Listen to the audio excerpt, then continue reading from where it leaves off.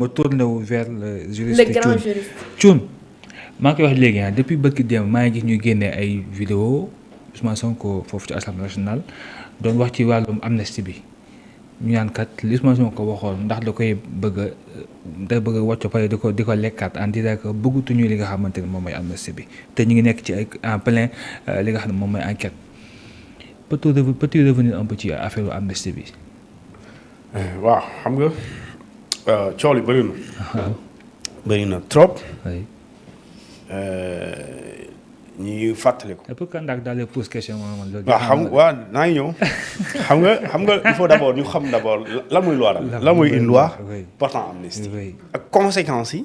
et les effets d'une loi portant amnistie. effectivement léegi soo ko bëggee dindi dafa am li ñu tuddee une irrévocabilité des effets maanaam effet yooyu. mënoo ci dellu gi mënoo ko dakkal mooy. l'irrévocabilité mooy lii sëñ bi yaa ko maanaam mënoo may nangu loolu lay genre yooyu irrévocable mooy bu ñu la ne ces cadeaux là boo ko joxee une fois c'est irrévocable moom mënoo si dellu ginnaaw léegi nag dafa am lu ñuy tuddee l'irrévocabilité des effets léegi tey ñu ne la soo defee loi portant amnistie d'office ci gis-gis maanaam am na lu xew waaye ci yoon maanaam loolu day mel ni existé wul mooy dañ koy effacer on efface les faits. Et quand un fait est effacé, il n'y a pas d'effet. Oui. Effet moins parce que si un fait est effacé, les conséquences de leur existence seraient la poursuite, d'accord, le jugement et la condamnation, bien probablement. Sûr, bien sûr. Les cons, s'il y a une loi portant amnistie, tout cela est supprimé. D'accord. Il n'y a ni poursuite, il y a il n'y a pas du juger. Si on juge, on peut effacer. Les cons. Ce droit-là, qui bénéficie aussi de la loi, il faut acquérir. C'est un droit acquis. Les gens qui sont là, mais les gens qui sont là, théoriquement, c'est impossible. Les gens, on peut rétroagir. La loi peut rétroagir, mais c'est trois conditions, trois exceptions. Il n'y a pas une quatrième. La première, c'est une loi qui est déclarée expressément rétroactive. Voilà une loi la nouvelle loi pénale elle est douce et non sévère. Beneen bi mooy une loi nga def lu ñu tuddee une interprétation ñett yooyu la. léegi si la loi dafa ne une amnistie c'est une loi. mais plus douce. n'est-ce pas. léegi nag une loi plus douce qui est l'amnistie. soo ko abrogé d'accord. L'abrogation là, l'abrogation, c'est une loi portant l'abrogation. Et cette loi portant l'abrogation, c'est la loi pénale nouvelle. Et cette loi pénale nouvelle, elle est plus sévère que la loi portant amnistie. C'est ça. Les gens qui disent, mënul nekk. Foofu mënul nekk parce que dañ ne mënul rétroagir. Par exemple, tey ñu ne la bu ñu waxee ne képp ku sàcc Sénégal sàcc délit la par exemple jamono ji ñu ne sàcc délit la. ñu dem ba ci kanam ñu ne léegi sàcc du délit crime la tous les gens yi sàccoon avant loi bu bees bi am ñooñu mënoon la appliquer loi bu bees bi parce que bu bees bi moo gën a diis bu mujj bi donc ñi sàcc avant la nouvelle loi ñooñu da nga leen di àtte selon l'ancienne loi parce que la nouvelle loi elle est plus sévère que la loi initiale qui est remplacée. léegi si c'est le contraire ñu ne léegi sàcc tey.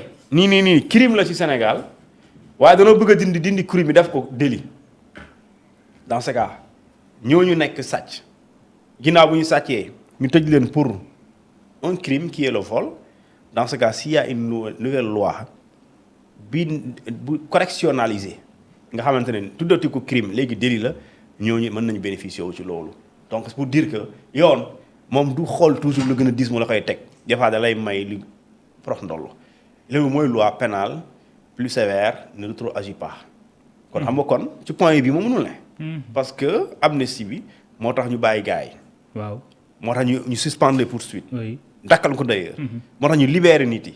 waaw léegi soo ko dindee loolu nga indi woon yëpp dafa war a amaat léegi ñu ne la léegi mënul amaat parce que lu bees li moo gën a mooy lu gën a diis te loolu bu dee dafa gën a diis lu yàgg li mënu nekk.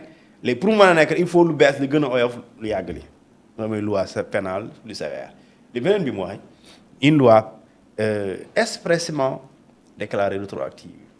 C'est-à-dire que cette loi da ngay mentionner loi bu bees bii nga bëgg a abroger une partie parce que loolu c'est une abrogation partielle nga ne dama bëgg a dellu ginnaaw waa ci nii laa bëgg a delloo ginnaaw nga bind ko mu leer nañ. oui moo tax ñu nga après nga mentionner cette loi là cette loi est une loi expressément déclarée rétroactive maintenant elle rétroagir sur quoi sur quel fait pour que mu am effet yoo xamante ni pour nga mën a topp pour nga mën a daan pour nga mën a juger. yaa ngi dégg léegi mu des beneen une loi portant interprétation mooy et quand il y a interprétation c'est toujours il y a un flou on interprète une loi parce qu'il y a une ambiguïté. Et dans cette histoire là vraiment la loi d'amnistie elle est très claire. Sauf que dañ ci dugal loo xamante ne waru ci dugg. muy lan. mooy ay crime contre l'humanité amul loi d'amnistie mënu ko yóbbaale. torture loi d'amnistie mënu ko yóbbaale. traitement inhumain loi d'amnistie mënul emporter les faits. dégradant cruel loi d'amnistie mënu ko yóbbu.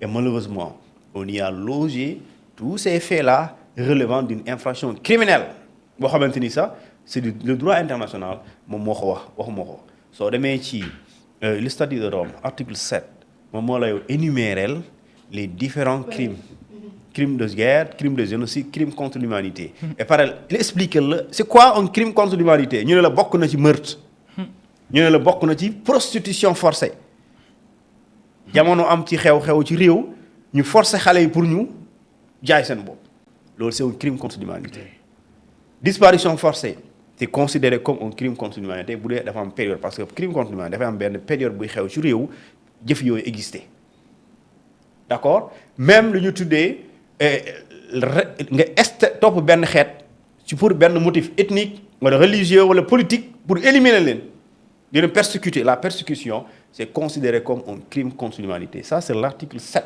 mais soo demee ci 29 bi moom moo lay wax lu ñu tuddee l'imprescriptibilité mooy bu amee ci réew mi amul même bu ñu toogoon 1 milliard d'années bu leen da ngeen di dund dañ lay topp mooy amul app kon foofu kerew ñu porox ndoll boo defee kerew ñu la porox ndoll pour nga mucc ci mais li am mooy dañ ne bu dee am na ci réew bi fii waa réew bi dañ ko war a leeral su dee mënuñ ko leeral ñu wax ko justice internationale leeral ko c'est la justice nationale qui doit élucider situer les responsabilités impérativement à défaut mënu ko def la justice internationale active sa machine et la cour pénale fait son travail parce que le Sénégal moom moo ko signé ko ratifié ko bokk ci ne liñ damaa gëm ne ñaawteef bu gën a garaaw ci àdduna parce que les crimes là yi ngay gis ni contre l'humanité génocide et cetera xaw ma crime de guerre dañ ne jëf yi moo gën a ñaaw ci àdduna loolu la ñu wax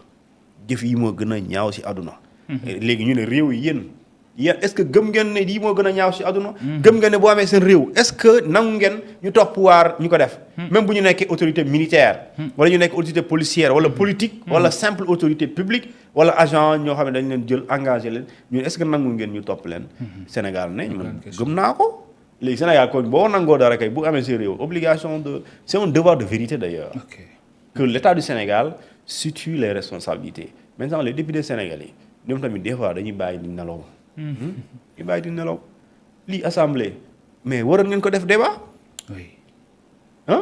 yow suñu convention bi wax loolu ne torture kenn mënu ko amnistier waaye ñu bind loi amnistie ñu ne les faits relevant d'une xaw ma lan ayant une motivation politique waaye tuer nit est-ce que tuer quelqu'un dafa war a motivation politique ah mais c'est grave quand même torturer quelqu'un dafa war a motivation politique alors que la loi dit que rien ne saurait justifier un acte de torture après nga nangu ñu dugal ci acte de torture mais loolu moo tax ñu Abdoulaye Touré génn moo tax ñu ne léegi ki leen def dara selon la bu ñu toppoon amnistie bi ça lii yëpp dara du ci am et il a fallu que les Sénégalais nag il faut ñu xam les peuples sénégalais dafa am ci niveau de conscience bu mu toll même ñu jiite réew mi bu ñu bëggee nëbb dara mënuñ ko nëbb parce que tey li may wax ni yàlla xam na ne inventé wu ma ko te wax naa la article 12 tout état laa wax même Diomaye bu fu nekkulee bu ñu ko leeralul ki remplacer Diomaye dafa am obligation leeral ko parce que moo ne article 12 moo ne immédiatement maintenant immédiatement c'est Macky Sall et son régime qui devrait le faire parce que immédiatement c'est sans délai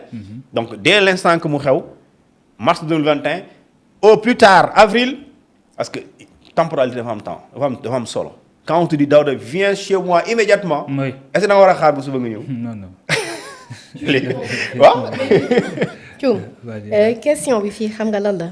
APR bi ñu yëgee ni ñu ngi convoqué ay nit jëm ci li fi jotoon xew mars 2021 février 2024 ñoom nee nañ mënuñu leen toppee dara maanaam convocation yii ñuy def politique la parce que nee nañ amnistie bi moom moo tax tey jii mënuñu cee sori ñoom loolu lañ wax ñoom seen communiqué bi ñëw nañ ci Madiambal mais ñoom lii la ñu gën a porté l'accent. léegi kan moo rey kan moo gaañ. ñoom nee nañ itam nee nañ les forces de défense et de sécurité yii nu bëgg a dugal job bi. mais ñoom ñu ngi accusé gars yi kon. waaw moom kay seen communiqué bi dafa xorom.